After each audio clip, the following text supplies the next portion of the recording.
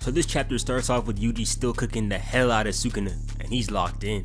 As he thinks about Choso, he plans on crushing Sukuna's heart and maybe some more, but just before he finishes him off, he and Sukuna both freeze in place as he tries to pop a domain. Then they see a figure come out the dust, and oh nah, if y'all were to tell me last week that this would actually be Gojo and not Sukuna's CTE kicking in, I would have laughed at you, because I did not see this coming. And when I saw the stitches on this man's head, I thought the series was over. Done. We weren't even gonna get a game 7. But then Sukuna starts smiling, and we should have known that it wasn't Gojo when Todo was over here looking like this. This isn't a oh snap, he's here face. It's more of a oh he's here face. You know what I mean? He expected this. And nah, they did my boy Yuji dirty. Sukuna tossing that boy away like some trash and immediately starts getting hype, saying that he did not think Yuta was capable of doing such a feat. Said his full name as well. And Yuta, Higuruma, and that fucking bum getting a Sukuna cosign before Yuji is bonkers to me, bro. He stay hating. But let's move on. Then we cut to a flashback, and Maki's over here not agreeing with what Yuta is trying to tell him, and Akari's over here saying that this is something they'll only do if they have no other options. Panda pipes up saying that if Gojo loses and dies, Yuta can have Rika eat Kenjaku, copy his CT, and then Yuta can use that to hijack Gojo's body. Kusakabe is over here wondering if Yuta cannot just copy Gojo's technique from his corpse. But Shoko says that you can't use the Limitless without the 6 eyes. You can't copy the 6 eyes since it's a physical trait. Also, I did not know Kusakabe and Shoko were chill like this for real. Low-key, they would make a great duo. Maki knows that Yuta can only use his copied techniques for the 5 minutes that Rika is manifested, and wonders what would happen when those 5 minutes are up, and even he doesn't know the answer to that. Then Meme starts talking about how Kenny's technique might work. It could work in 3 ways. 1, it could be a passive type that only lasts for a set period of time, which would end up killing Yuta. 2, it could be a technique that happens in intervals, which means he won't die immediately, but he will eventually die. And 3, if it's just a one-time thing, then he'll be able to use the Limitless after the 5 minutes pass, but in turn, he might lose his own technique, and he will be stuck in Gojo's body forever. I think that one might be worse than death, bro. Just genuinely. Yuta goes on to say that he knows this is a final option, and he plans to settle this battle with Sukuna inside his domain.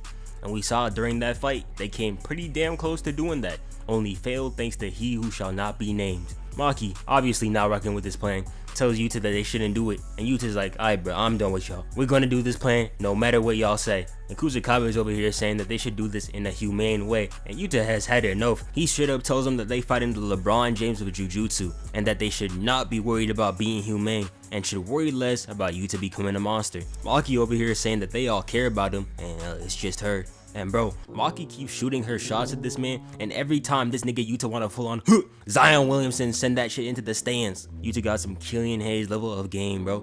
This is the type of stuff that you be reminiscing over 5 years later at 3 AM and realize that you fumbled. He needs to lock in. And one thing about Yuta, even though he's a dirty, bag stealing, soul swapping, sleep deprived loser, he is still willing to throw everything away to protect the people that he loves. And that is something that I respect. He starts saying that Gojo's important too, and they've been pushing him to be a monster all on his own. And if Gojo's gone, then that monster is gonna have to be someone else. And if no one else is gonna be it, he'll do it himself. And this was the moment right here that I signed my little apology for him, by the way. Real gotta recognize real. He's spitting facts. He ends the convo saying that he's gonna do this no matter what. And we cut over to him talking with Gojo. He's wondering how Gojo feels about their plan, and he says he don't really care because he doesn't plan on losing. Damn. He don't got a clue in the fucking world. He does say that he was kinda annoyed that Shoko didn't try to oppose it, and I know people were saying that Shoko doesn't care, but if y'all remember, Homegirl smoked through an entire pack of Newports in a 30-minute span during that fight with Sukuna. She does care. She probably just wanted to give Gojo the idea that she knew that he wasn't gonna lose, but as a certified real nigga myself, I can say that I probably would have felt the same way as Gojo, cause I'd rather know that you care than have you act like you don't. Does that make any sense? We're getting off track. Let's get back to the manga. Yuta starts talking about how he was told by Earl that he has Fujiwara blood in him, and he thought it was Sugawara, or however you pronounce that. Which, if y'all don't remember, those are the 3 clans from back in the Heian era or something. I don't really know. And Gojo says that he's actually Sugawara, that he and Yuta are distant relatives. We heard this back in JJK0, by the way. Also noting that those clans were at odds with each other. and Yuta says that Earl was probably just off, and Gojo comments that Yuta might actually be both. And then he starts saying that that means that his bloodline is more blessed than Gojo's, and it's gonna be hella lame if he turns out to be a bum. And poor Yuta is just done. Then, as they run into Maki and Panda and that one nigga, Gojo tells everyone to leave, and they all say nah. He says that he wants them to leave because he doesn't want them to see what he's about to do, especially since he doesn't really think this is the right way of doing things. He says that if he does lose to Sukuna and the people in the room that he's about to enter are gone, then the Grams, aka that old guy, will be at the top of Jujutsu Society, meaning that a mess like post Shibuya will never happen again. He tells them to get lost again. They say no, and he just makes this little face like, alright bruh. And before he leaves, Yuta tells him not to try to be a monster all by himself anymore. And as he walks in, Gojo says that that's not possible no more. Ever since Gato left that day, Gojo was left behind and he needs to catch up. Trying to catch up to Hitler, low-key crazy little bro. This also confirms that Gojo was the one who packed up the higher-ups.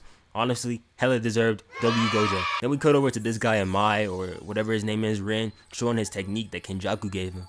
Basically, he can output glucose or sugar, which sounds pretty useless when you think about it, but Shoko says if he can inject this to other people, he can supplement the sugar that gets burned up in the brain when you use cursed techniques, putting him on the medic team with Nita. And he looks happy as hell to be on the team until we get to the next page and he's looking at Yuta, and that man Suguna fucked his ass up, like sensei, like student.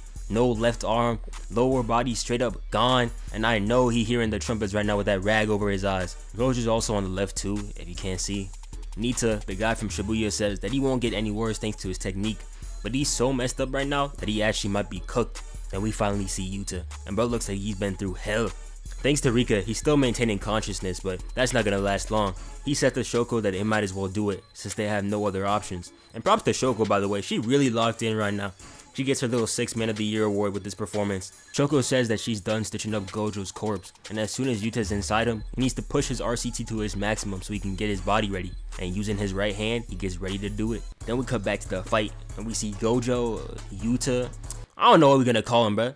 Yojo, Guta, fuck, shitty ass names, but Go Yuta? Hey, that's kinda tough. Hey, we're gonna go with that. And they hit this dual domain expansion, and damn, this right here is tough. Gege been in his bag recently, bro. And honestly, Yuta has no excuse not to win this, since he already knows how to beat Sukuna's open domain, and he can turn off the sure hit effects for his allies. In 2 weeks, we about to see the most insane 3v1 in JJK. Also, Sukuna's domain is made out of sticks and stones, bro. He got 99 seconds, he's done. He's cooked. If he makes this out of this one, bro, I might as well, I'm be done, bro. I'm gonna be done. There's no way he makes it out of this one, man. Before we end it off, this video was sponsored by Anime Express. Anime Express has a variety of merchandise from all your favorite animes, such as Jujutsu Kaisen, Naruto, Demon Slayer, One Piece, and others.